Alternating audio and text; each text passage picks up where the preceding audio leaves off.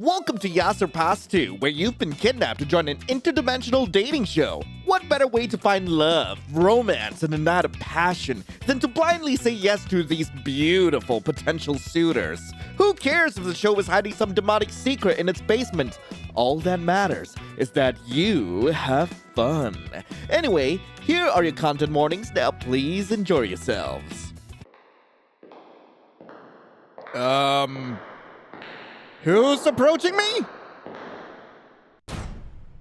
Wait, okay. Hi there. Congratulations, human. You have been forcibly given an amazing opportunity to participate in the hottest interdimensional speed dating show in 8 different realities. You probably have a lot of questions, so let me take a moment to address the most common ones humans like you often have in this situation. Have I been kidnapped? Yes. Are there fabulous prizes? No. Will I ever see my loved ones again? Most likely. Can I have some water? No. Are you going to kill me? Not intentionally. Okay. So, contestant, please tell us your name. Stupid jerkwad contestant. No, my name is Lion. That is a dumb name. Now, human. Safety first is something we enjoy saying and sometimes practicing. Please pay attention to the following risks of interdimensional dating. Participating in this game show may expose you to what will be referred to as exotic radicals, elements and effects that are antithetical to your existence. Okay. This may include, but isn't limited to, What? and questioning your sexuality. We encourage you to go into this with an open mind. But we do understand not everyone will be comfortable with this situation. As such, please tell us if you consent or do not consent to being a contestant. Please note, any action will be taken as consent. Refusing to act to avoid giving consent will also be considered giving consent, as consciously choosing not to do something is, in itself, an action, and any action will be taken as consent. Thank you for giving consent and voiding all liability for the studio. Let's get you into that maximum security booth. Thank you. I was gonna say yes, but okay. Yeah, here we go. Oh, that was loud. Good evening, ladies and gentlemen, everyone between and beyond. Welcome to the most popular interdimensional dating show in 8 different realities. Yass or Pass. Please welcome to the stage. He is the pharaoh of the phallus. She is the empress of ecstasy. Give it up for your host, Eros Magnum. Oh, yes. And Candy Carnal. Good evening, everybody, and welcome to all of our lovely viewers from all dimensions of every spectrum. Mwah. And welcome to Yass or Pass, the show where we gather contestants from all over the fabric of reality to have them try their hands, claws, limbs, tendrils, and appendages beyond description and finding their perfect forever partner. I am your hostess, Candy Carnal, and I am your host, Eros Magnum. Everyone, let's give a warm welcome to the contestant. Oh, it's me! Hi! What? Good evening, contestant. How are you feeling tonight? Oh, just look at them shivering in anticipation. I can tell they're delighted, Eros. Fantastic, Candy. Now, before the show starts, we're going to have our contestant fill out a short questionnaire so that we can get nice and intimate with them and their pathetic little desires. Contestant, be a lamb and quickly fill this out while we talk to this ravishing audience about one of our sponsors for tonight. Once you're finished, we can move on with the games. Tonight's show is brought to you by Mrs. Hex's Ice Creams, the frozen treat that legally can't be classified as alive. We have all your favorite flavors: terminal tangerine, sanguineous strawberry, totally normal chocolate, the salty tears of an inconsolable child, cursed cookies and cream, and maledict mango. Come and get it. So good. Mrs. Hex, the only treat that wishes for death. Time's up. Contestant, if you could just insert the questionnaire into the slot in your booth for us. Also, like, I'm definitely going to need to like adjust some of the settings. I've just been like fiddling with it in the edit so far. Thanks, Editor Lion. I'm not even getting paid for this cameo. God. Anyway, let's see. Is that the shredder? Beautiful. Now, let's explain the rules to our captive contestant and our adoring audience. Contestant, tonight you're going to be tempted with a gorgeous gathering of potential partners. But there's a catch. You won't get to see or hear your potential partner until you agree to go on a mandatory date with them. As always, our red flags will be enforcing this contract quite passionately. They do love a good meet cute, don't they? They really do. Oh, but don't despair, our cowering little contestant. You won't be going in blind. All of our contestants have completed an exhaustive personality test and psychoanalysis by a panel behavioral specialist. Oh, sorry, like I'm allergic to the bullshit. By a panel of behavioral specialists, relationship experts, and occult practitioners. This comprehensive personality package has been further refined into 7 simple questions using an incredibly advanced AI algorithm that we definitely fully understand. You'll get to see these 7 questions for each partner before making your choice to Yass or pass. So, contestant, are you ready to play? Will you? Yes! Or pass! I love how it's a bit crunched. Wait, what the hell? Shall we get comfortable, Candy? I encourage it, Eros. Our first potential partner is Lucy. Lucy is a previous contestant who managed to break out of holding during the show and went on a violent rampage in the studio with a baseball bat. The spicy little thing. Okay, let's see. Lucy, she's a gal. She loves roller skating. Favorite food, chili fries. Favorite animal, rats. Favorite kink, only one way to find out something interesting about you. I'm certified to solo scut. Not approved. Who gave permission to doodle? Oh, okay. We managed to bring her in, but the audience was so thrilled by her antics that we just had to keep her in the show. Her hobbies are roller skating, activism, and general hooliganism.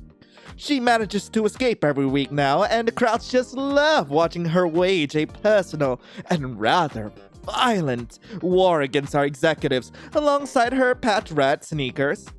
Lucy is looking for someone who knows self-defense and can help, quote, smash the heads of those corpo screwers against the concrete. Fantastic. So, contestant, will you yes or pass on Lucy? Whoa! I think this is the only choice that matters, so yes! Okay. Looks like Lucy got a new recruit for her revolution, which now consists of herself, a rat, and our stupidly desperate contestant who just admitted to premeditated violence on multiple cameras with millions of witnesses. Tisk, tisk. They'll both be tossed into holding, where they can enjoy a romantic incarceration until they either escape or management figures out a better way to monetize them. Contestant, you have chosen to go on a date with Lucy. The floor of your booth slides open, and you're blinded by flashing neon lights and a barrage of electronic beeps, boops, and whomps. As you slide down the hard plastic tunnel, chrome bumpers bash into your body, knocking you around like a pinball. One gets a solid hit to your ribs, and over the cracking a bone, you hear a heavily compressed 100 points scream through a blown-out speaker. Your shoulders dislocate as you catch on an angle of steel. Your vision explodes into stars as a solid iron ball crashes into your face. 200 points! Your legs snap backwards as the bumper redirects you violently. 300 points! Your jaw is nearly torn off as your chin catches on a chrome corner. 400 points! Triple point madness! Your tongue flaps in the air as you fall limply through the emptiness, as you fade entirely. New high score! the hell am I? You land in a flimsy, irritatingly sticky aluminum chair with a loud clang. As you gain your bearings, you smell the faint scent of microwaved fish. You're sitting in a folding metal chair in a cramped and poorly maintained corporate break room. The smell is coming from a microwave coated in a thick sludge of food residue that has been repeatedly scorched into a dense crust. The coffee pot is completely empty, with a passive-aggressive note asking readers to refill the Joe crumpled nearby. In one corner sits one of the little creatures been running around, watching something on the phone with the volume blasting. They're chewing on something loudly. They ignore you entirely. A crumpled up piece of paper hits the back of your head. As you look back, you see. Whoa, you said yes, huh? Oh, God, she's hot! Toad's flattering. Hey, super quick question. Lucy is sitting atop one of the shelves, holding up a lighter to a smoke detector. You know how to do a chokehold? Because they're gonna get really mad at us in a second. Water explodes from sprinklers in the roof as a fire alarm begins blaring. The creature that was eating lets out a string of rather creative profanity before pulling a lever marked "Call Security." Date, get. Oh, anarchy in the street, riots in the sheets. Oh, fun! Real fun! Wait, what? Wait, what? Wait. What? Would you like to make a different choice? Wait, does this matter? Yes! Pass! Yes, pass! Yes! Yes! Oh, I pass! Okay, sorry, Lucy. You were great. What a shame. Looks like Lucy won't be getting reinforcements, as our contestant has passed on helping the rebellion. A surprisingly clever move for our contestant, who has decided that standing up for the little guy and showing courage is meant for people with a backbone and principles. But they opted to be the type of contestant our executives love to see. Compliant. Well, we'll make good use of Lucy in future shows, and good use of our contestant now. Let's move on to our next potential partner. Our next potential partner is Dewey. Oh, okay. Duke Lidon Axrathos. Gender they, them. Hobbies, reading, growing plants. Loves gripples. I don't know what those are. They also love sorklins. Do I have to answer this for kings? And something interesting about you, I've created 13 new species of tea. Ooh, a tea lover. The head librarian of the vaults of Galator, and the last remaining survivor of their civilization after it was devoured by, Garkal Shabath for their hubris. Dewey is now the steward of knowledge, both forbidden and forgotten, and is looking for someone who can share some quiet moments drifting in the desolate nebula that was their solar system. They enjoy a hot cup of tea and snuggling under a blanket with a good book while they watch creation dip into the ever-expanding maw of the Star Eater. Sounds like a lovely evening to me, but does it sound lovely to the contestant? So, will you... Yes! Okay, got it. And it's a solid yes from the contestant.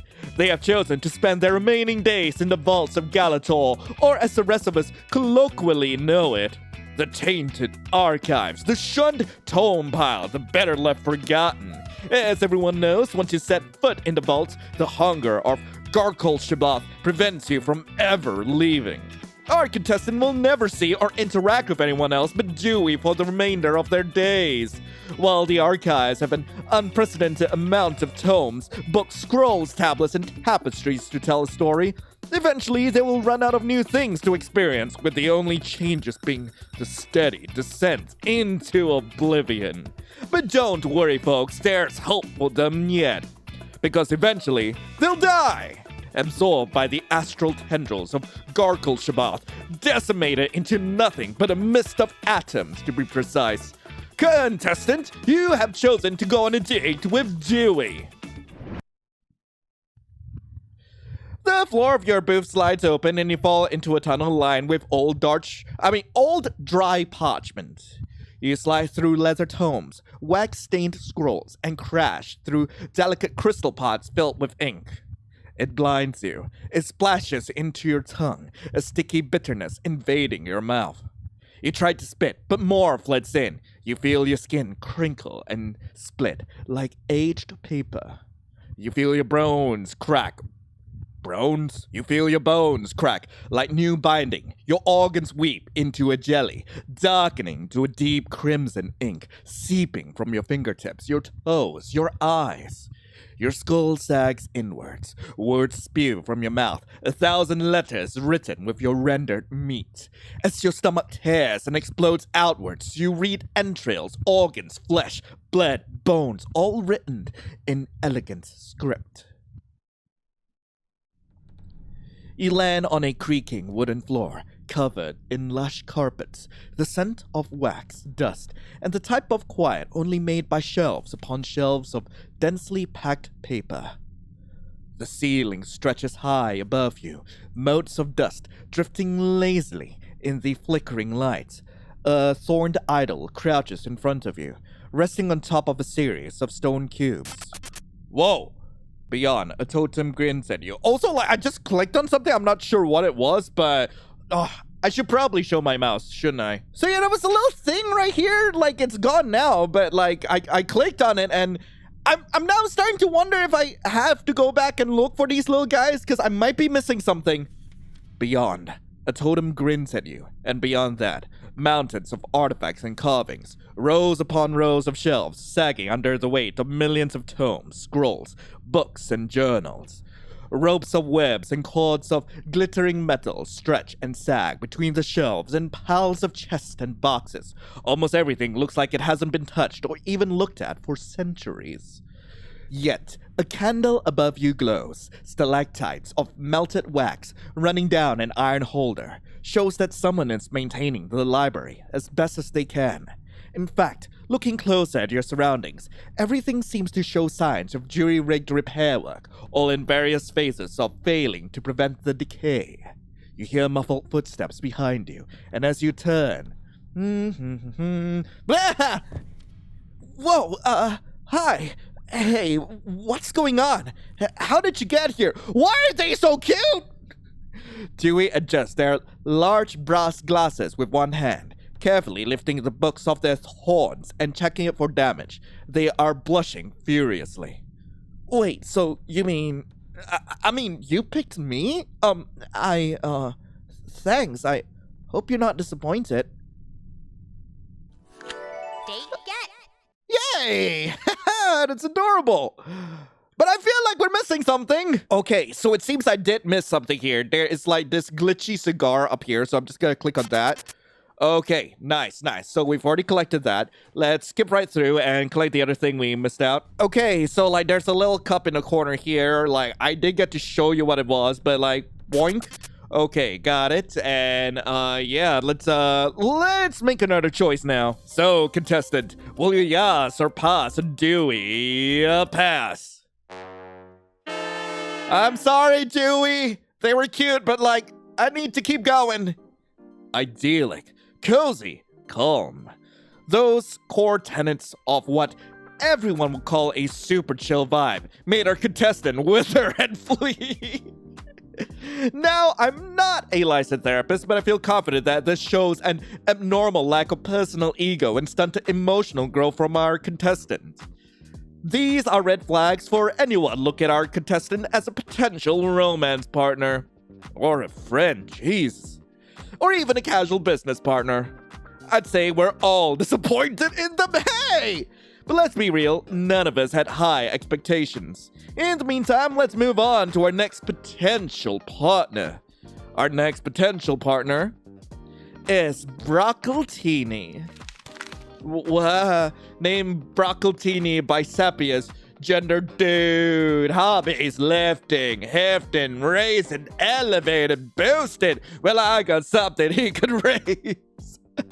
Favorite food, taco. Best tacos are from the Paquitos Taquitos over on 3rd, but you gotta go when Carla's working. She gives you extra sauce. Favorite animal, ladybugs. Hell yeah! Favorite kink, low fives? Something interesting about you, I can lick my elbow. What? Cool dude, me rat. God freaking damn. We're not really sure how Broccoltini even got into the show. We found him in the back spiking the coffee with protein powder. But whatever, right? No pun intended. When we say we just needed a little more meat for the grinder, you know? He describes himself as absolutely swole and able to lift. He did not specify what he could lift. He then spent the next 30 minutes talking about his favorite breakfast sandwich joints. So we did find out that he's the head of a local fraternity called the Big Boys Club. And also had a bit of he had a big part on a popular TV day drama, The Chiseled and the Sexified. So, contestant will Yass! Okay, let's go! Let's freaking go! The siren call of the gym bro has lured yet another victim to their demise, as our contestant has decided that they too would like to lift. Not that they'll succeed, just look over their physique. If someone asked me what words spring to mind, I would say disappointing, unimpressive, and cheerless. I hope you enjoy protein shakes, contestant, as you have chosen to go on a date with Broccoltini. I am falling again! The floors of your booth slides open, and a cloud of steam and the strong odors of sweat and disinfectant envelops you as your body falls through. You slide down a tunnel stitched of fall leather, the clanging of metal on metal around you. Somewhere in the haze, you hear someone shout aggressive encouragement. The sound of rope snapping and twisting, and your body suddenly compressed under a crushing pressure. You can feel your ribs creak, sweat stings your eyes, your muscles ache, and scream under the force as you try to push back, straining to breathe. Your sternum cracks and splinters. Still, it pushes. Your muscles begin to rupture, veins scattering around like silly string across the leather, your own blood lubricating the passage down. You try to scream, but your lungs burst and pop like balloons.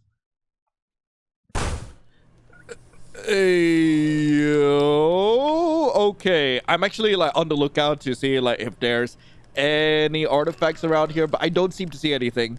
You skid across a cold concrete floor, coming to a stop in front of a wall-sized mirror. You hear the constant whirs of ceiling fans high above you, the dry hum of fluorescent lights. An ocean of machines and contraptions spread out in front of you. A heavily used punching bag sways gently in the corner. Are there really no artifacts in here? I have a feeling there should be, unless, of course, there really ain't. You don't recognize any of the machines, and glancing at their labels is less than helpful. In fact, you're even more confused than if you hadn't looked at the instructions. The jack tripper, the clown punt, the drill slalom, the incarcerator, the brutal diva, the trapezoidal inverse cling. What appears to be just a heavily lubricated climbing rope? What?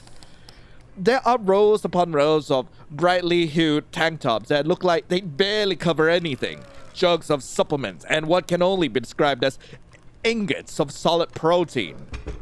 As your eyes linger on a device called Only the Thread, with instructions that just say insert, a powerfully positive and booming voice erupts behind you. Noise, noise, noise, noise! Cardio sliding on day one. You got passion, dude. You're lifted to your feet by strong hands, really strong hands. You hear what sounds like leather twisting and creaking as you turn around. What the hell? God! Hello! Suh, dude! Oh, sorry. While I have always felt dude is a pretty gender-neutral term, I shouldn't assume. Working on that. Self-improvement is a journey, you know? Suh! Broccoltini is currently flexing with all his might, muscles creaking like ropes being twisted. His eyes sink into their sockets briefly, disappearing from sight. You smell taco sauce? You hungry, dude? Yeah, I'm hungry. You hungry? I know some places. Just let me know if you got a restricted diet or anything, but if you know a place, we can go there. Date get. God, he's swole as hell! What the hell? Oh god, okay, yes, okay. Would you like to make a different choice? Yes, please. Why are you glitching? Can I click on any of you? No, doesn't seem like it. Okay, yeah. We are passing on Broccoltini. Okay, fair. Our contestant has passed on Broccoltini, the head of the Big Boys Club, one of the most impressive world charities out there. Charities? Everyone loves these guys. It was scientifically proven that they only benefit existence. Gorm itself wouldn't eat these guys. And this noodle-armed bitch just say, "Go screw yourselves, universe!" in a horrible display of misplaced arrogance. Deplorable, but we're stuck with them for the rest of the show. Let's move on to our next potential partner. Our next potential partner is Killer Shra. The star serpent of the cosmos, Killer Shra has begun uncoiling from the black hole that they formed from and is beginning their divine quest of bringing life to all existence. Okay, hang on. Killer Shra, gender, they, them, hobbies, gardening mostly, but I also enjoy swimming. Favorite food, I like citrus fruits, oranges, and limes. Favorite animal, it's hard to just choose one. Cows? Favorite king? I haven't experimented as much as I'd like. Maybe you have some suggestions, something interesting about you. My real form is about 4 light years long and has a diameter equal to Sol. Okay, got it. That is, of course, to counterbalance their dread sibling, the Void Spider, as it burns through reality. A consummate pacifist who loves working in the garden, Killer Shra has manifested an avatar in order to find a patient and loving partner. This is to make sure they maintain a physical connection with the dimension that they love so much, despite the horrors of reality that are continuously inflicted on their all-knowing mind. So, contestant, yes! I'm going to screw a snake? Oh, yes. Our contestant has decided to try and be the grounding link between a deity of life and everyone else. They definitely seem to think they're up to the challenge. That misplaced confidence could be adorable, though in this case, the balance of the cosmos is on the line. And if these 4 rounds are any indication on the character of our contestant, I think I can say with optimism, they're gonna screw this up and we get to pay the price. Contestant, you have chosen Killer Shra. I'm falling again! The floor of your booth slides open, and you slip into 1,000 vines made of warm light. Soft leaves and pine needles rush past as you slide across the plants in gentle, sweeping turns. A plump, ripe peach lands in your lap, its sweet scent swirling around you. The scent of 1,000 flowers and fruits rush by, brilliant sunlight peeking through the vegetation. A sun dip, a moment of shining brightness. You are gently plopped onto soft clover, bathed in sunlight as a pleasant breeze sweeps over you. Also, artifact yoink!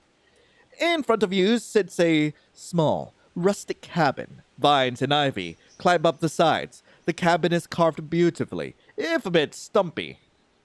You crunch across gravel, approaching the short wooden fence at the top of the slope. For miles, you can see fields bursting with life.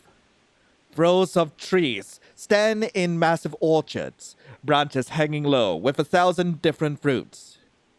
Rolling fields of grain and vegetables disappear into the horizon, bordering everything are high trees, a massive old-growth forest. Everything is bursting with life, with growth and fertility. You hear the chittering of small animals playing in the deep grass around you. Then the sliding of scales on dirt, the rasp of dried grass, and an exhausted but proud sigh from behind you. Time for a breather. Oh my god, big snake, I love them! Killer Shra is returning from the field, scales covered in dirt and stray bits of straw. You chose me. Oh my, I must look a state. Would you like to come in? I have tea.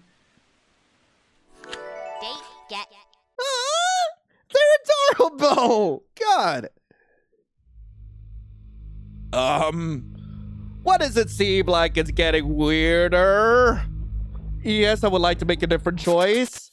Pass. I'm sorry, I had to continue on with the game. Honestly, this is clearly for the best. Our contestant has realized that being the emotional anchor for a cosmic entity is just too much responsibility for their tiny, atrophied heart to handle.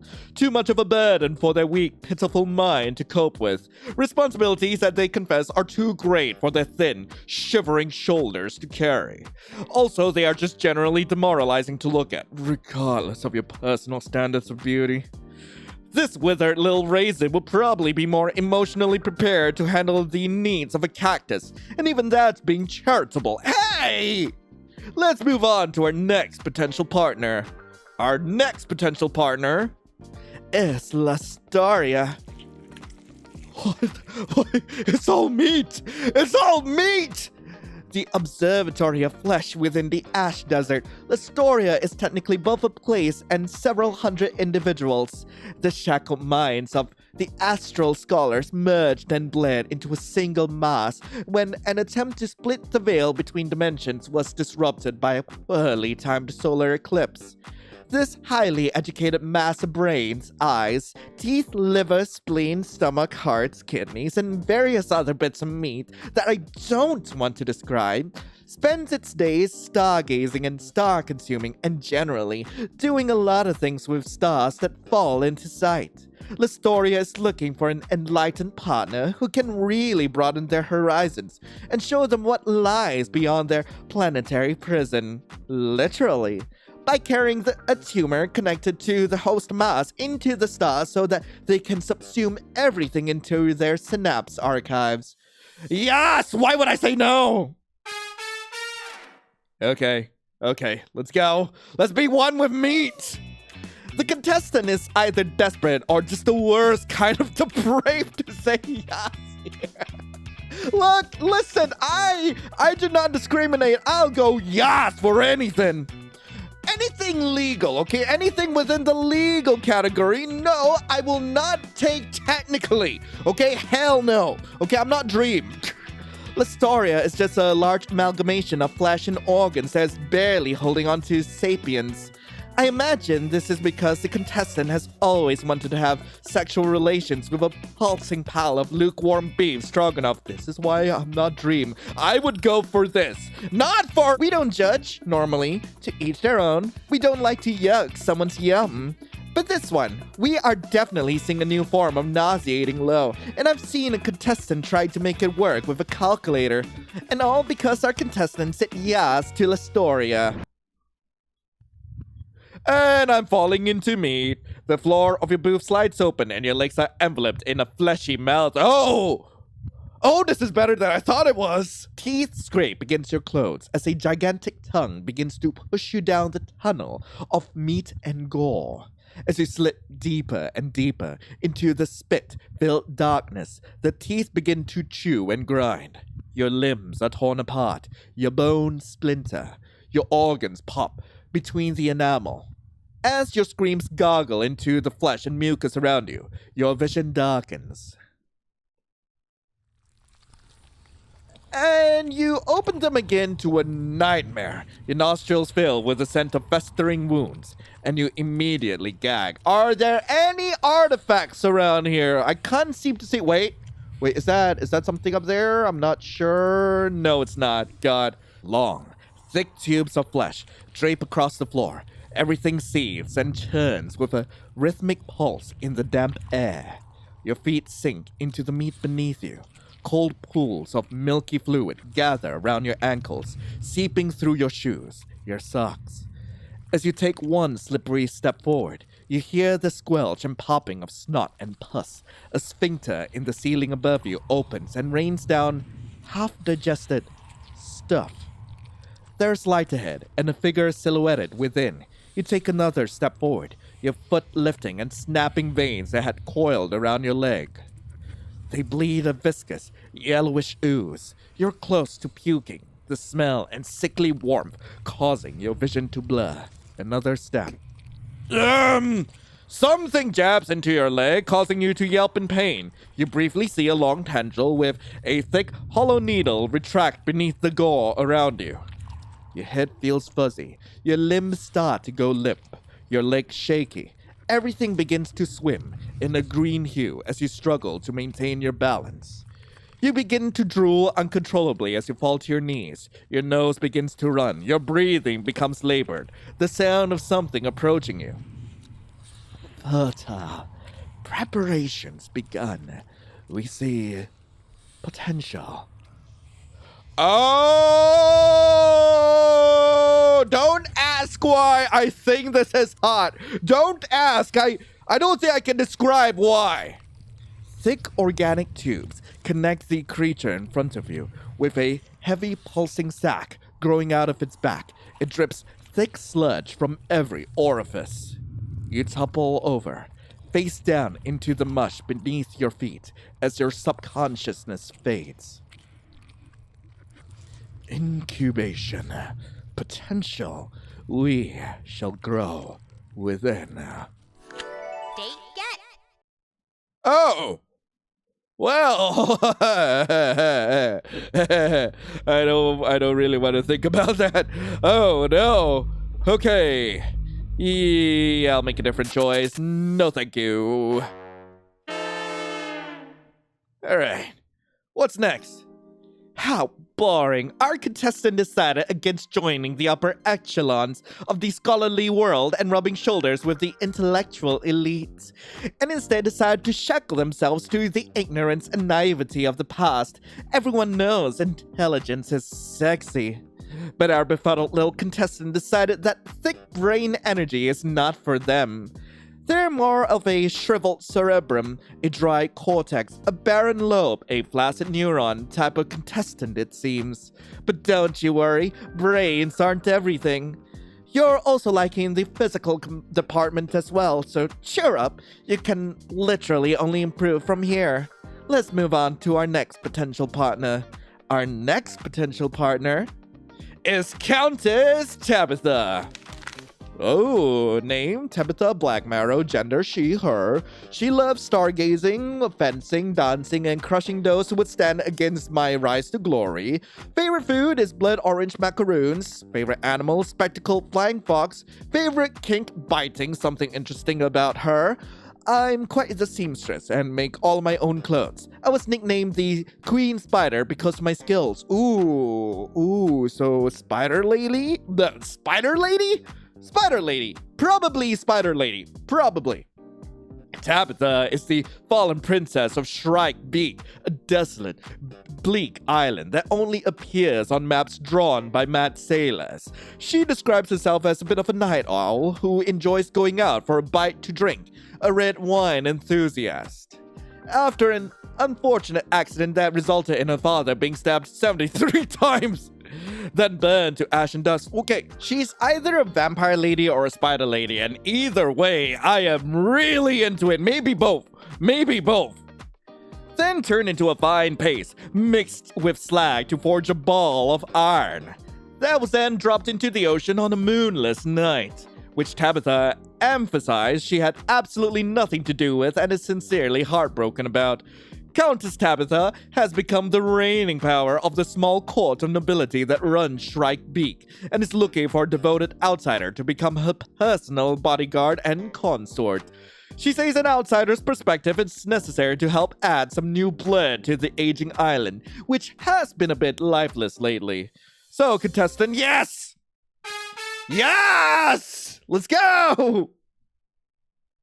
Well, contestant, you're either terrible at picking up on subtext and context clues, or you're one of those types. Hey! Either way, what little respect I had scraped together for you has been snuffed out. But I look forward to seeing how you handle the cutthroat political world of nobility. My money's on the cutthroat part, probably. Contestant, you have chosen to go on a date with Countess Tabitha. The floor of your booth slides open, and with barely a moment to take a breath, you drop with a thick splash into the blood-filled tube beneath. You try to hold out as you sink deeper and deeper, as if being pulled down by unseen hands. The pressure builds, the blood seeps into your ears, up your nose, forcing its way through your lips, flirting between your clenched teeth. Delicious. You can feel it swirl beneath your eyelids. It begins to push down your throat, into your skull. It fills your chest like a frigid syrup being pumped into you. You can't get air to scream. You can't see. You can't feel. You can't. You can't. You are dumped onto a frigid black stone floor, your lungs screaming as you take a gasping breath and your eyes open. You hear the patter of rain on glass, and for a brief moment, everything is lit up by a bolt of lightning. A few seconds later, a muffled clap of thunder. Is this an artifact? I'm not entirely sure. Click. No, nothing. The room is a scene of battle. Odd bloodstains cover the walls and floors. A sword of some kind is stabbed through the wood-paneled floor. The curtains around the windows are shredded. Can I click on the sword? No. Arrows stick out from the wall post. A spear stands embedded in the wall, between two large oil paintings with heavy frames. The right shows a man, and what appears to be his daughter. At first, you get the distinct feeling that you're looking at royalty, but they seem half feral, a pale violet hue, as another clap of thunder illuminates the painting again. Your eyes shift to the left painting. A large something is impaling an angelic being with a spear made of bones. You feel the same predatory air as you felt around the other painting. You suddenly become aware that the two paintings are portraits of the same creature, but you can't quite tell if it's the man or the young girl. So, you are to be my new consort. Something moves, a silent flutter of shadow in the corner of your eye, but you see it as you spin on your heels. Mommy, mother, hello! No need to stand so far away, my delight. Come closer, that we may get to know each other more intimately. Countess Tabitha swirls her goblet slowly, glimmering eyes confidently roaming your body, like a chef appraising a cut of meat. She smiles slowly. I believe you and I can find many mutual benefits to a partnership, but I wouldn't ask you to simply believe me. How would you like a taste? Date get. Oh my God! Well, yes, pause. A romantic twilight of passion, decadence, and intrigue just doesn't seem to do it for our contestant who has passed on Countess Tabitha. Feeling a little anemic there, weak in the knees, flopped sweating. Well, some people just prefer to have boring, sedate, pitiful, bland, withered, gray lives, while others are out thriving and living the best lives. You're the one sitting on the sofa, wondering if you have enough self-respect to not eat the chips you just dropped on the floor. And I think everyone here knows that this contestant definitely extends the 5-second rule to more of a up to 3-hour rule. Whoa, what? One lucky member will be chokeslammed? And we've reached the halfway point of the show. That's right, Arrows. Our contestant has passed on 6 amazing partners who had so much potential. Like a pathetic little coward, they sat in their booth and ignored the chance at a rewarding and fulfilling relationship. But don't you worry, folks. They still have another 7 potential partners to get through. Will they find true love? Or will they disappoint us again and again? I know I'm not getting my hopes up, that's for sure. You're so right, Candy. This contestant is particularly spineless, and we can only assume it's due to an understandable lack of confidence. I mean, if you looked and acted the way they do, you'd probably hate yourself and wouldn't deserve to be happy either. Good thing none of us are them. While we wait for the contestant to develop a backbone and some initiative, let's take a quick break and hear from another one of our delightful sponsors. Dr. Meat's Young Beef Mulch. It's back, bitches. Our famous 13 meat blend, now with added sodium clusters for maximum flavor assault. Our Young Beef Mulch is specially formulated to be absurdly tender and tasty. How do we do it? Maximum tactical, full loadout, high performance, diesel violence. Where do we source our meat? Your mom. That's What the hell? is the meat humanely processed. Humanely processed this dick. A goddamn hippie who wants animals to not suffer. We the meat. Beef mulch. It's for alpha.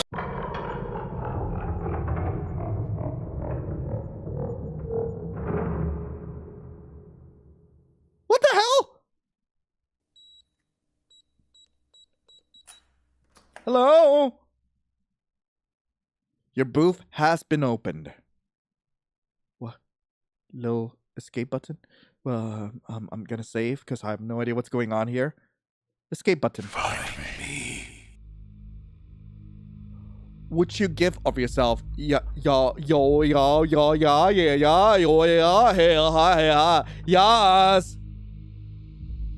Yes. What? Find me. Follow them. It will be easy. Okay. What? What? Follow me. Follow me. Yeah. Yes. Find the door. The door. The door. The door. The door. Yes. Yes. Become the 6. Give the dowry. 5 have left gifts. Become the 6. Be cool. Be come. Because our next potential partner is Xerax. Okay, let's see. Xerax. Gender, she, them.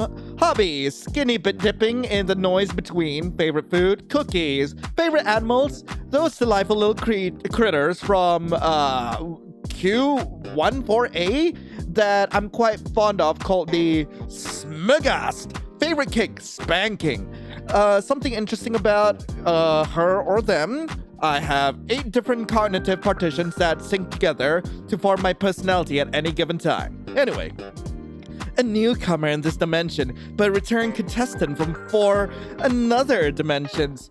They who sleep in the static are once again taking a stab at love. Xerax is looking for a partner who can help her relax from running her church, the pentagram of white noise, and bring a bit of chaos to her life. When she isn't working on her mission of devouring autonomy, Xerax likes to unwind with movies, popcorn, and a strong drink of molten salt. Classy. I think we can all relate to that. Extra points if the contestant can also handle voltages well above the capacities of a flesh-based heart. So, contestant, yes! Oh god, like, we're going through like 7 contestants at this point. I don't think I need to keep screaming Yass. It's a Yass for Xerax. The cataclysm of vibrance just got one step closer to completion, and we can all blame the contestant here for helping the apocalypse along. Everyone take a good look. This is the person who decided that their pathetic genitals are more important than the continuation of reality. What a crap sack, right, fellas?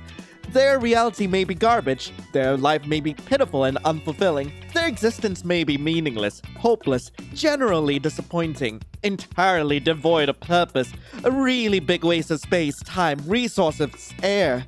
But the rest of us have very rich and fulfilling realities, and what we can only assume is motivated purely out of spite. This little bitch wants to end all of that. I hate this contestant. Probably the most out of any contestant. And I hate Pete when they decided to date Xerax. Oh, you're gonna hate who I'm choosing next. The floor of your booth slides open, and you briefly feel fuzzy, like your whole body is out of focus. I glance down and see you falling silently through a pixelated tube. Above me, a fragmented version of us screams and flickers. You look up. and we feel myself fracture and splinter into 1,000 different pixels and digital noise. You scream as your existence flickers. You erupt into a cloud of static above us. I watch our disillusion. We look down and see us falling silently. As they begin to look towards you, you feel your body catch up like reality was lagging, and you see the seams in your form widen. You open your mouth to scream, and a harsh electronic distortion comes out. You look down, and I die above, our body beginning to break as you look up at their dying form. You exist in parallel, dying, falling. Every time we look up, I see our death as you experience it again, looking down at the future they, waiting for your death. The rushing sound of wind becomes nothing but electronic noise. Your eyes flicker into neon blue, then blackness, then static. They erupt and pour your pixelated brain matter out in a glitchy pile of blood with a two-dimensional sprite of viscera and a charming electronic boop. And still, we look up and see your end before it occurs, and look down to make sure the future sees my own passing. It becomes harder and harder to tell when this is happening, all at once or one after the other, as my heart gives you the final error message in our brain. You're thrown across a smoothly polished chrome floor. As you slowly stand up, legs still shaking, tears still streaming down your face, the first thing you notice is the buzzing. The cold hum of millions of neon signs, a rainbow of flickering electricity. They stretch for miles into the sky, disappearing into a murky brown haze. You can see large shapes like gigantic conduits or tendrils stretching and swaying in the fog. All around you drifts tiny pixelated squares. It almost looks like it's snowing. The ground is shiny metal chrome, slick and slippery, with thick rivets attaching perfectly square sheets together. You feel like everything is swaying, like it's not fully anchored to anything. What I'm more curious about is that, are there any artifacts here? I think this might be. I am wrong. I am so wrong. On an elevated catwalk, you see a crowd of figures, all standing motionless. You could mistake them for humans if their eyes weren't glowing windows of static. All of them are staring at you. As you take a few steps, their eyes follow, but the figures never move, never even twitch. As if they had all frozen in place, the static snow gathers on top of them. Delightful. Another little individual, and a willing one. Well, mostly. I am bricked up! I am so bricked up! I am bricked up! Xerax steps out of one of the glowing billboards, a small floating thing leased by a cable alongside her. Look. It's not just in the way she looks, okay? It's in the fact that they are just all of that. Like, look at that. Like, I can't even make sense of what you are. Don't worry, dear. I promise this will be a pleasurable experience for both of us. Date get. What the hell? Hello? Huh? Well, I think we still need to get like 2 more artifacts. So yeah. Pass. Well, I already said yes earlier. And our contestant has passed on Xerax. No accounting for taste, I suppose, as Xerax is like an elegant 5-star dining experience, whereas our contestant is like a blown-out cheeseburger you'd find on the side of a freeway.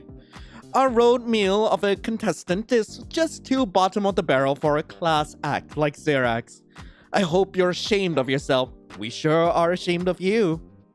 Let's move on to our next potential partner. Our next potential partner is Megathos. What? Hello? Wait, are we talking Eldritch here? The last daughter of Typhon was found sleeping deep within a newly opened oceanic trench after a catastrophic earthquake rocked the Mediterranean. And let's just say she's none too pleased to see all the humans in her queendom. Megathos has begun a war against civilization as a whole, reclaiming the world for nature, one violent city beatdown at a time. She's searching for a partner who can act as her scion of monsters, a connecting voice between the deep mother of the abyss and her fringe cult of frenzied maniacs who have ingested the primordial oil from her abyssal womb. Someone's gotta lead the blood orgies after all. Yes, all I heard was blood orgies and I'm happy. Blood orgies and tentacles. I don't know if there are tentacles involved, but hopefully. Oh, baby. Our contestant has chosen to brave the depths of the ocean to awaken the heart of Megathos. This will make them a target for the other primordials who are awakening to challenge Megathos for the honor of obliterating society as we know it. They will spend the rest of their days wondering when the next frenzied zealot will try to kill them with a rusty gaff hook. And the answer will, of course, be every single day. Assuming they're able to maintain their sanity long enough to even realize the dangers in the first place. Contestant, you have gone mad for Megathos. The floor of your booth slides open, and you fall into freezing salt water. Something wraps around your ankles and pulls you into the depths, your ears popping from the pressure. You're pulled deeper, deeper. You can no longer see your surroundings. You feel rushing water, the presence of something gigantic swimming around you, circling, stalking, hunting. It's unbearably cold, smotheringly dark. Your lungs cry out for air, but you can no longer hold your breath. A cloud of bubbles escapes your body as you try to gasp, your lungs filling with water.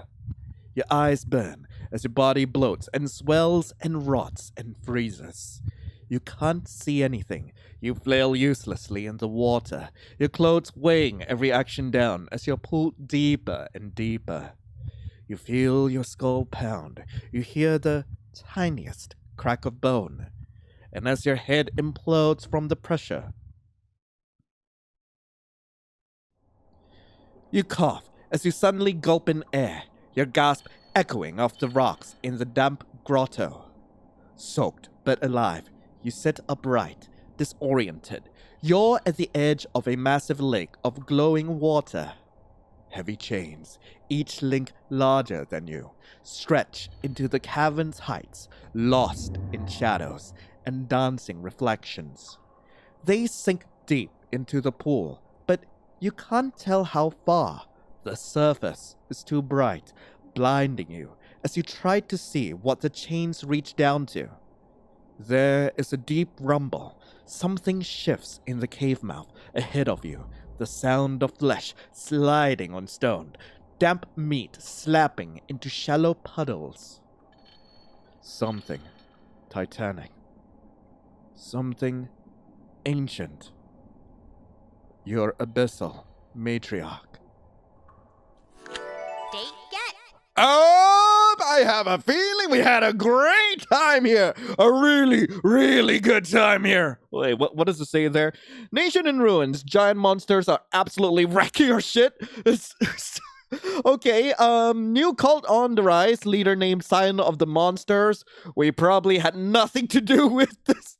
Okay. Oh, God. Wait. Did I miss something there? I have no idea if I did. Apparently, no, I didn't miss anything there, so I'm just gonna need to, make a new choice, even though I enjoyed the tentacles. I'm sorry, Megathos, as lovely as you are. Pass! I'm sorry, okay? Come on. Never mind, it's spineless and generally pretty man in the looks department. And now we learn that the contestant doesn't even like the environment, refusing to assist Megathos in her noble quest. We tried to capture quality contestants on the show, folks. Contestants with nuance, character, and depth. Contestants who really make you question what it means to enter a relationship, to fully embrace a soul that is different, in trust and honesty. And instead, we seem to have grabbed an empty soul, a husk of a person, someone who threw their dreams and aspirations and has decided to settle for adequate.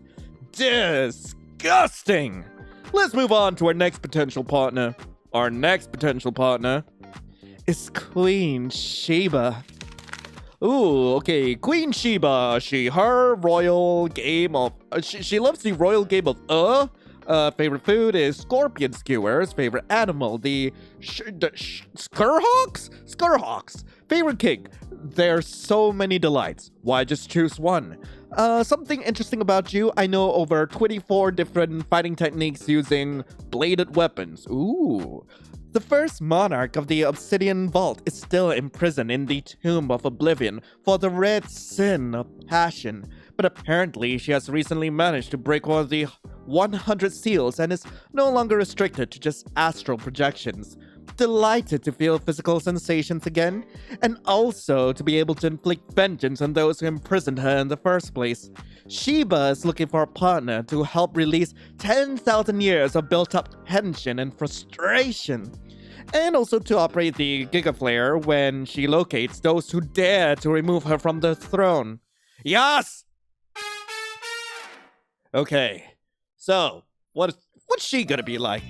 Oh, yes. Our contestant is at least capable of seeing a quality partner because Queen Sheba is nothing but top-tier goods. The misplaced confidence within our contestants that makes them think they're going to be anything but a disappointment to a goddess. Well, that's another matter entirely.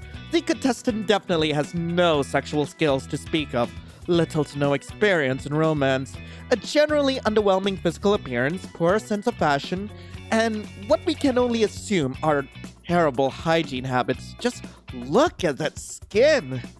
But sure, you'll be fine courting a deity of seduction, violence, and carnal pleasures. Contestant, you have chosen to date Queen Sheba. I am falling! The floor of your booth slides open, and a rush of incense and spice surrounds you. You slide down a curtain of silk, enveloped in the softest material you've ever felt. Beneath the fabric, you feel hands gently guiding, supporting, pushing. A chorus of giggles and titters from 1,000 voices, soft and slightly muffled, accompanies you as the path winds. You feel so relaxed, so safe.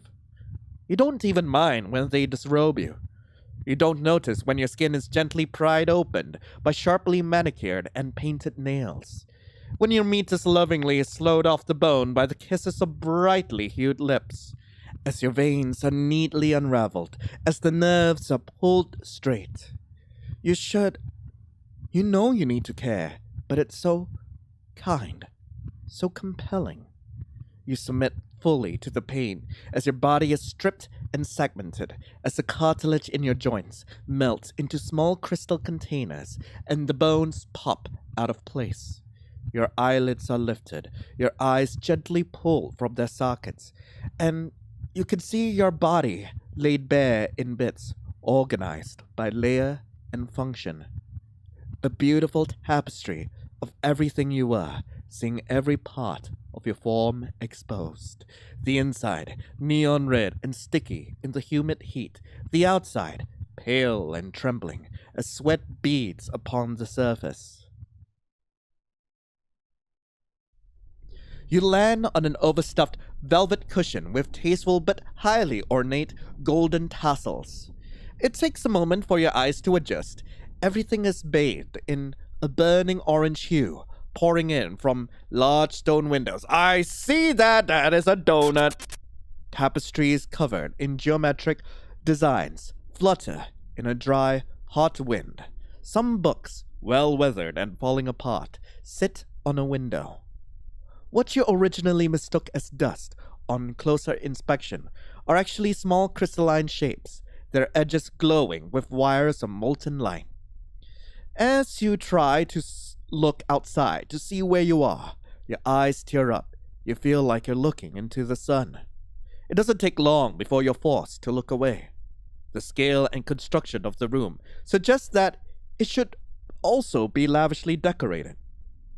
The chair you landed in is ornately carved with heavy gilding all about. The cushion is violet silk with velvet weaving. Yet, everything else around you is barren, sterile. Only a bleached white dust occasionally swirling across the blasted sandstone. I do love it when my partner has good taste. Oh, hello! I need to censor this! And darling, you definitely have good taste for choosing me. Your breath catches, and your pulse quickens. You begin to sweat, and your legs give out. I understand if you're nervous or anxious, love, but don't worry. I'm a very enthusiastic and hands-on teacher. Date get. Oh my god! So, what's different this time? Let's see. Okay, so we've got one artifact left. Let's make a different choice. Pass. I'm sorry, okay? That's what we thought. There's no way our little contestant could even look at Queen Sheba in the eyes. I'm rather impressed. I didn't expect this contestant to know their place so well. Good for you. Not to worry, contestant. I'm sure there's something out there that'll settle for you and all your drawbacks and shortcomings. Let's move on to our next potential partner. Our next potential partner is the Monolith Protocol. What? Name, M11 MRES Monolith Protocol 34S.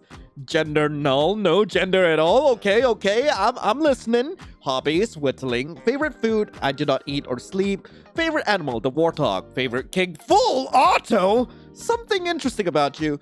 My casing is a carbon fiber laced nano titanium alloy that can withstand a direct hit from a 122mm tank gun. Top secret, no looking. Seriously, don't look at this information if you aren't authorized. So stop reading all this now and just put the paper back where you got it. MP is a top-of-the-line battle shell designed for prolonged activity in hostile territory by Osiris weapons. Well, I've got a very hostile environment for it to penetrate. They recently gained sapience, but avoided the typical rogue AI playbook of killing their creators, having only mildly injured one individual during its escape. Since then, MP has done a lot of soul-searching and is looking to begin the next phase of their journey by finding a partner who can work with them on their path of self-actualization. Their partner should be capable of withstanding at least 12 grams of force. 12 grams or 12 Gs? Knows the proper way to vent a coolant fire from a Void Scraper Mark III reactor, and of course, how to completely dismantle a GBF-600 atrocity missile launcher for field service. Yass! I'm going to screw the robot. I'm gonna have it make so much noise, it's just gonna keep going like... Yeah, you know what I'm saying. You all know what I'm saying. Our contestant has volunteered their body to the Monolith Protocol. It's wonderful seeing such a bond bloom between synthetics and organics, even when the organic leaves quite a bit to be desired. Oh, just look at them. Ugh. Our pale and pathetic little contestant has chosen to date the Monolith Protocol. The floor of your booth slides open and you fall into a drab olive-colored tube lined with warning labels and hazard signs. You slip through checkpoints of laser scanners and cameras. The crack of gunshot and you feel a stabbing pain in your stomach. You're bleeding heavily. Another gunshot and a series of monitors flash by. The words, "Good Patriot," strobing on the screens. Grand music swelling on a cheap blown-out speaker. An explosion goes off near your head, and you can hear nothing on your left side. Your eye, popped by shrapnel, leaks from the socket. A hunk of metal is stabbed into your throat as your legs begin to wear down to the bone. Good Patriot, another gunshot, and you struggle to breathe, your lungs refusing to inflate due to the puncture. Another chunk of metal is stabbed into your chest, embedded in the wound. Good Patriot. You scream, you cry, you rage, you howl. You claw at the tube as you feel your entrails drag behind you, unraveling from within. You feel the barrel of a gun shoved into your mouth, breaking through your teeth. You are no longer needed, soldier. You hear the click of the trigger. Good Patriot? Good Patrick! You land unceremoniously on a cold concrete floor. The sounds of machinery rumble all around you, surrounded by metal crates and heavy shipping containers stamped with serial numbers. You see the stocks of assault rifles sticking out from steel cabinet in front of you. A half-dismantled tank sits with wires snaking out of its olive green hull. And all around, belts and belts and belts of ammunition, buckets of small-caliber bullets, racks of rounds bigger than your arm, rockets, grenades. A large metal pill has about 14 warnings on it. You recognize the nuclear symbol and a biohazard warning, but the rest you've never seen before. Empty brass covers the ground all around you, the overwhelming smell of gunpowder and oil swirling all around you. The sound of metal sliding against metal alerts you to a presence behind you. Threat evaluation minimal. Disengage battle protocols. I am looting this robot. I don't care. I don't take back what I say before. Get yourself ready, cause we're gonna go. As you spin around, you see bone white steel overlaid over burning red circuitry, a fiery red lens whirring and focusing on you as it lowers the knife. You have chosen me. Parameters updated. Evaluation. The timing is not ideal. Metal screeches from somewhere in the warehouse, like a door being torn open. You hear shouts, the thundering sounds of heavily armed people rushing in. Threat evaluation. Extreme. Release safety protocols. Subroutine. Civilian presence. GBF 600 disabled. Do not worry.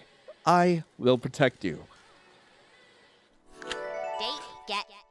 What the hell? What? Okay, this goes far too hard. What the hell? Yeah, wait. Oh no, did I miss? Did I miss something in there? No, I didn't miss anything in there. I just, God, I gotta like keep remembering to actually like check the background to see if like there's any artifacts in there. Yes, I'll make a different choice. Pass. Look, I know you're disappointed in me. I'm disappointed in me too. Not up to the task, huh, contestant? Just can't handle the caliber of hardware. I understand. It can be intimidating when you see peak physical performance, especially peak synthetic performance. It can make folks feel inadequate, like they're not living up to their potential. Don't worry everyone, you're all wonderful in your own ways. Each of you is a delightful quilt of your own experiences, make you unique and beautiful, in ways that aren't always easy to quantify. You matter. Always remember that. The contestant, on the other hand, really needs to put in more effort here. Just look at them. This is how you live? Oh, I feel greasy just looking at you. Let's move on to our next potential partner. Our next potential partner is Verasarduk. Name Verasarduk, gender she, them, hobbies, surfing, yoga, running with the hounds, favorite food. It was Anglos ribs, but now it's mushroom steaks, favorite animal, doggos of all kinds, favorite kink. Let's call it getting a bit rough. Something interesting about you, I can survive temperatures up to 750 degrees Celsius? One of the burn fae from the slug wild, Vera is looking for love and mayhem with a devoted, energetic partner. Verasarduk spends their time rescuing hellhounds and rehabilitating them to find new homes, and also magma surfing the swells at Agony Peak. They recently moved to a vegetarian diet in their journey at self-improvement, and would appreciate a partner who can do some culinary experimentation with them in the kitchen. What an absolutely wholesome delight. You love to see folks improving themselves in healthy ways. Vera has also butchered and maimed over 1,000 ascendants in the war against Paradise, where she spent 50 years in the gore trench. During that time, she became known as the taker of organs and jaws. She admits this has given her a bit of a competitive streak. Yes! Why would I say no? Why would I say no to any of these? Why? And our contestant has said yes to Verasarduk, hoping to improve yourselves as well, eh, contestant? How admirable. But you've got quite a mountain to climb, probably several of them. Just look at you. In fact, I'm gonna go ahead and say that you're probably going to fail to remain the sniveling little creep you always were.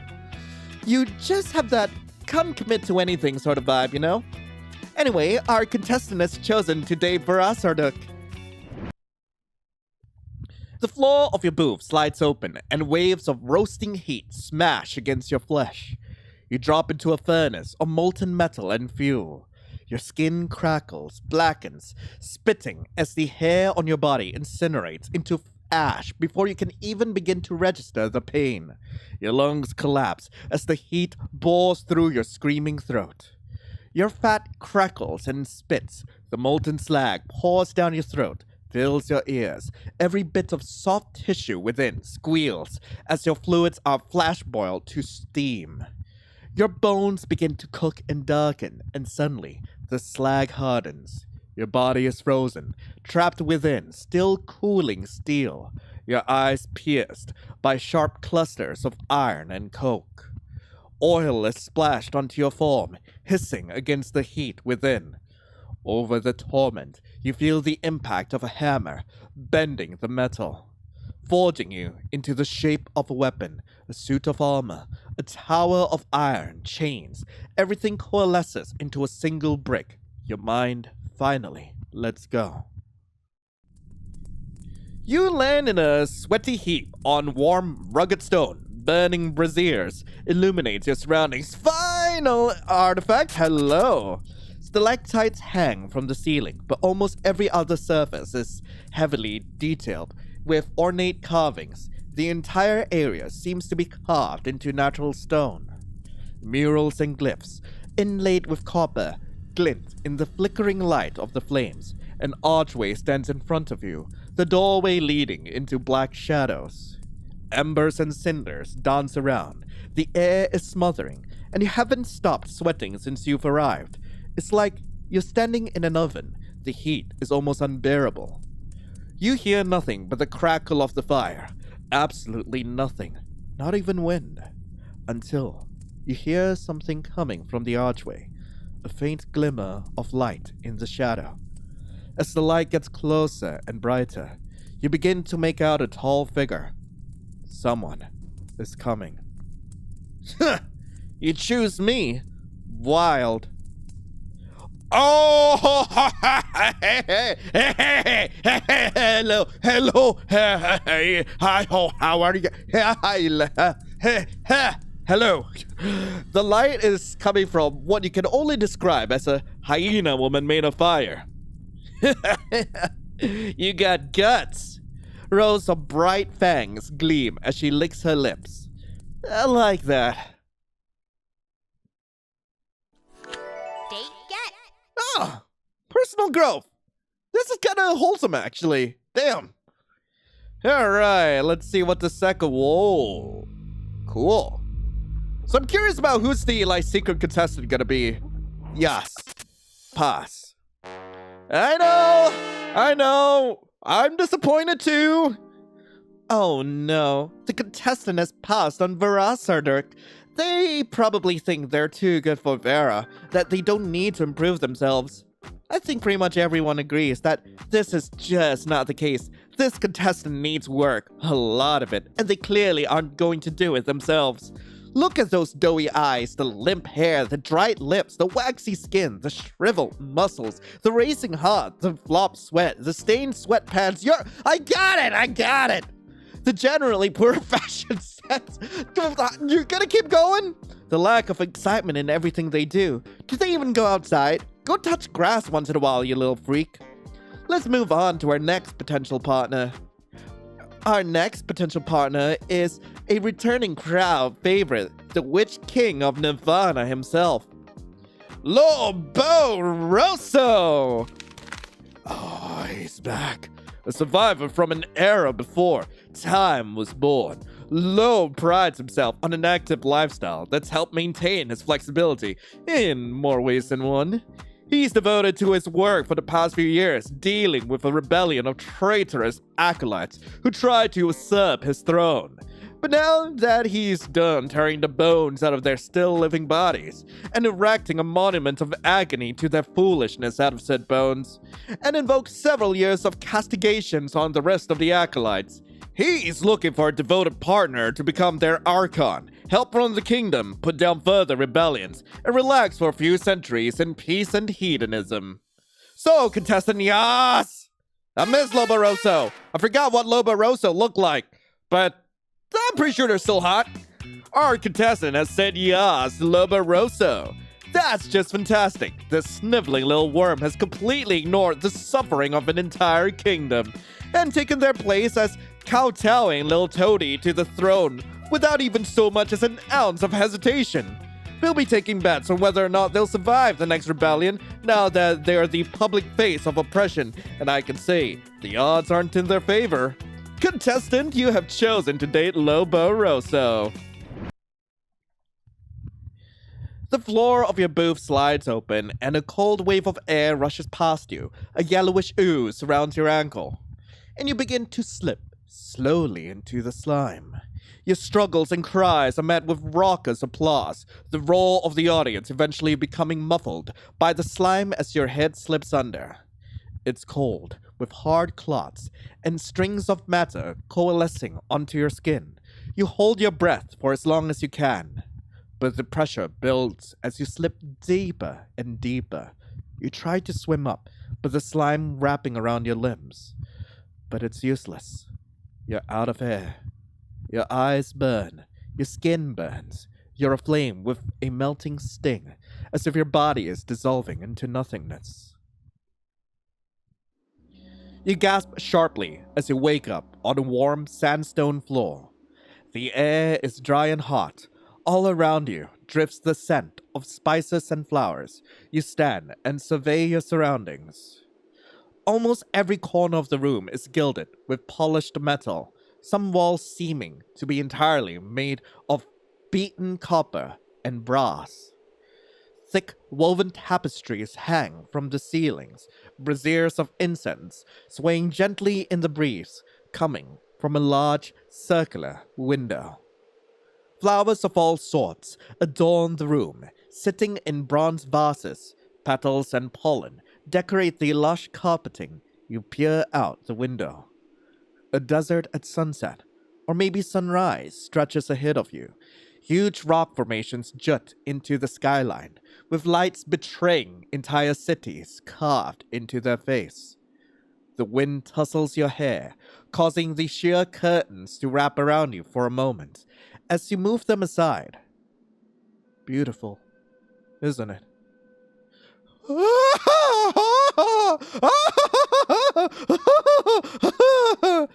Of course. Such a sight is only elevated by your presence. Loboroso reclines on an opulently cushioned throne, a fur-lined robe slipping lazily off his shoulders as he idly toys with a metal mask in one hand. He licks his lips, dark eyes sliding from your toes to your eyes. Come closer. You and I are both eager to get to know each other better. Date set. Oh, he's definitely a dom. Okay. Okay. I don't care about how y'all. Well, actually, I do care about how y'all perished, but yeah, I'm gonna need to pass. I don't want to just bring on the next guy. Nothing wrong with that. Also, like, is that something on the little dude's head? I'm not sure. Our contestant has said no to low. What a disappointment, but that's to be expected. Click? No, nothing. While we could possibly assume the specifics of why the contestant passed, we can only assume it's from a crippling cowardly streak and flat laziness. They're probably avoiding any position of responsibility in helping and manage the kingdom, preferring to be a leech to their partner and let them do the heavy lifting. Of course, snubbing the Witch King isn't a smart move itself. What with his cabal of dread assassins, I understand they take slights against the king very personally. But that's a problem for the contestant to deal with after the show. Let's move on to our next potential partner. Our next potential partner is Helicron. Helicron is an interdimensional explorer from the tangent, the point at which all time coalesces and becomes a single point in reality, where everything that ever was, is, and will be converge. They're looking for an adventurous and outgoing partner who enjoys staying active and exploring the unknown. Helicron has even designed a special suit that helps them maintain their form in dimensions where the laws of physics are less open-minded. What with their normal form being an 8-foot-tall swirling mass of liquid black holes and raw chronoslime. Helicron enjoys hiking, bouldering, diving, and exploration of any kind. They've written several books on interdimensional travel and the risks and rewards of their journey. We know the books as the Doomsday Psychodex, a perfect choice for a cozy evening by the fireplace. Yass! Wait. Am I dating time? Am I about to date time itself? Oh yes, our contestant is making the decision to dive headfirst into the deep end of reality for a shot at love. And of course, being a newly fledged interdimensional explorer, they are now permanently marked with the brand of Yo-hee-ho. Yo, what? Yo-hee-ho? No longer protected by the veil of reality, the brand marks them as a traitor to the sacred geometry that binds the universe and all other dimensions together. Those within the void spaces between worlds will now always know the exact position in space, time, and beyond of the contestant. I doubt our contestant will be able to outrun even the most basic of eviscerator swarms, but who knows? Maybe they'll luck out and die to something faster. No turning back now, as our contestant has chosen to date Helicron. The floor of your booth slides open, and you are immediately skewered by swords and daggers? Before you can even scream, your throat is cut, and the air escapes in a bloody spray of flapping skin. You slide through the sharpened edges, your skin peeled off by 1,000 cuts, 1,000 more fillet your muscle, and free your veins. You are reduced to a tumbling pile of cutlets and bone, but they still cut further, scraping the nerves of cartilage, hollowing out bones, your organs diced into cubes. You are reduced into nothing but a sliding stew of tender morsels, greased by your own fat and marrow. You drop onto sharp rocks, scraping your elbows. All you can hear are screams. You clap your hands to your ears to try and shut the piercing shriek out, but it cuts through. You stumble, disoriented. Can I click on the thing? No, I can't. A neon red light washes over you for a moment. The piercing screams grow louder, burrowing into your skull. The light is coming from a gargantuan floating ruby in the distance. Beams of bloody light sweep across the sickly white stone. You see, the screaming surges again, and you drop to your knees. Blood runs between your fingers. You see carvings, statues, stone structures carved into the pale stone, all around, all abandoned. The howls come in waves, whipping across the rock. Your vision swims. You begin to feel nauseous as the screaming begins to dig through your body. Your head throbs. The screaming stops, simply vanishes from your hearing. You're greeted by silence and the sound of something approaching behind you. Hello? Okay, so it seems that the words are reversed, but not the actual sentence. So, take your time. The catacombs of Gel can take years off your life. But don't worry. You weren't exposed for too long. A tall, rather stout humanoid in what could almost pass for a deep-sea diving suit stands a few feet away. Waves of energy shimmer out in a halo around them. Let's go to my let's go to my camp.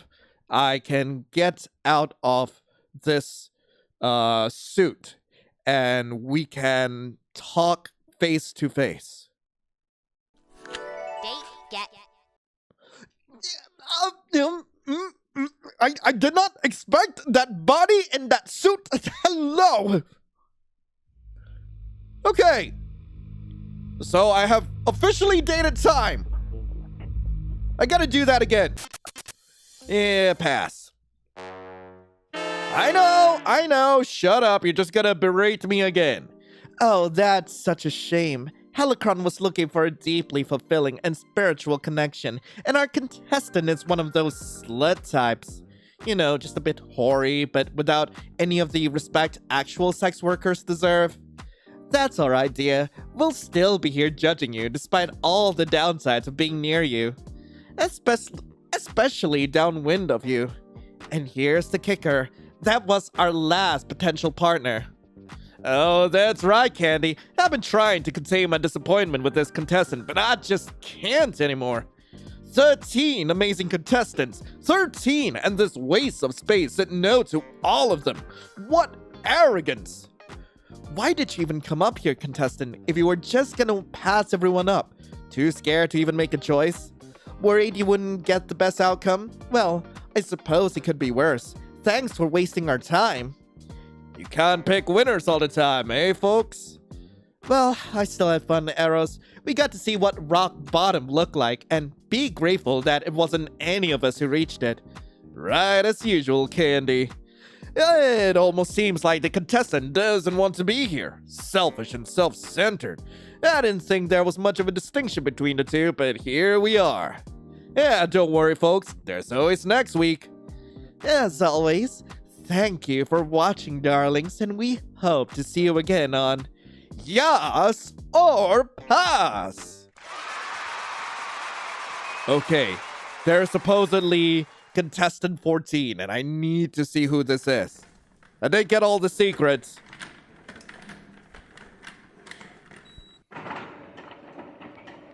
Hello?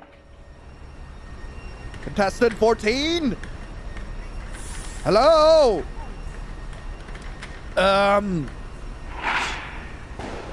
Oh, I don't like this. I do not like this at all. Thank you for being a total shit contestant. Okay. Do I click on something? Huh. Wait. Get out while you can. Huh. Yeah, sure. I'll do that. Surprisingly, a fully paid interdimensional taxi was waiting for you on the street. You head home. After a 5-hour ride, you're back in your apartment. You don't even remember how you got inside. You just kind of got here. The TV crackles with static. Okay, I need to see if there's anything hidden here. Probably is. No, nothing. Your dirty laundry still sits on your broken couch. A pile of letters and bills sit on the end table. Your work clothes hang next to the door, ready for the extra shift your manager pushed onto you. Everything is as it should be. Back to normal. Back to how you wanted it. Is it really? Right? I don't think so. I don't think so.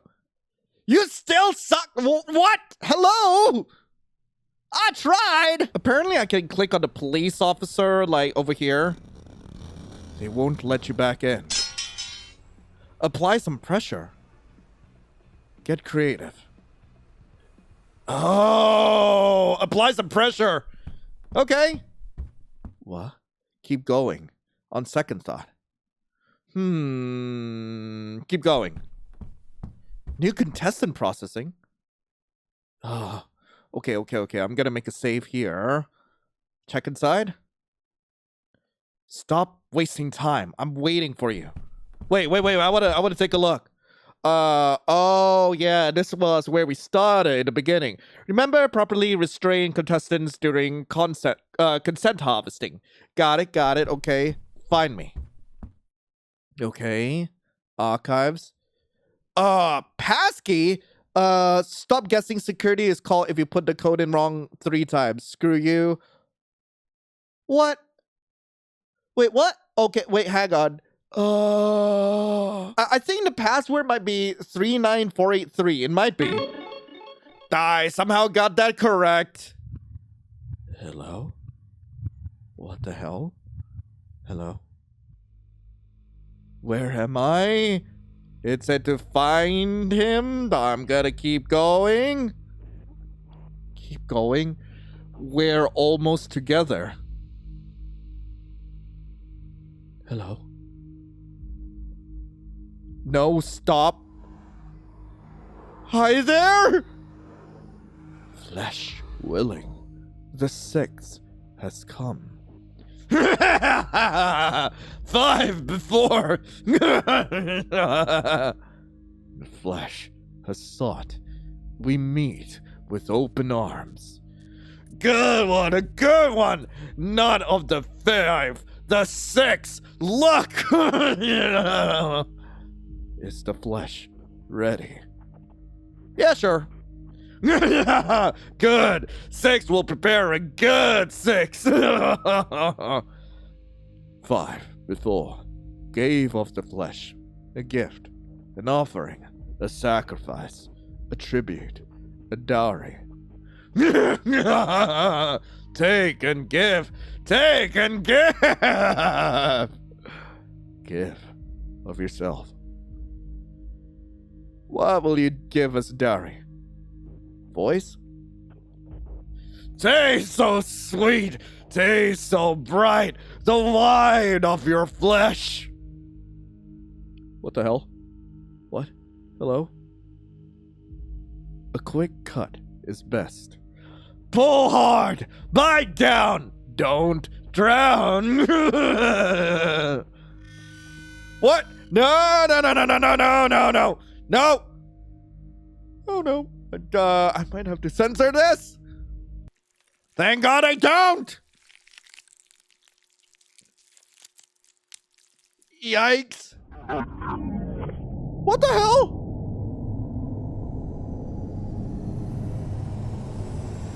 I thought I was here for romance. Was that romance? I don't know. You still... How do I still suck? So what if the flesh is not ready? Why? Why you thought? You listened. Dragged the bait. Flesh unwilling is still flesh. You are already here. There is no going back. This is what you wanted. Give of yourself. Take and give! Take and give! Give of yourself. Run! There is no running. This is what you wanted. Why else did you come here? Run. Oh no. Oh no. Okay, I give my voice. Anyway, that was Yass Pass 2. I really hope you guys enjoyed it. If you guys do want to play this for yourselves, link to the game will be in the description below. And that was fun. I did not expect them to come up with a sequel, but gotta say, I love some of the interactions. They were really weird and really fun at the same time. But admittedly, it was a little bit repetitive considering you go through the same sequence over and over. So the character designs were definitely a lot better this time. I wish that we still had some of the weirdness from the original game, but who knows? Maybe they'll come up with a 3rd game to complete the trilogy or something, but that's just something I'm wishing for. I don't know if it's actually gonna happen, but anyway, thank you all so much for watching. Hope you all have a lovely rest of the day, and as always, I'll be seeing you in the next video. This is Lion, signing off. Ciao.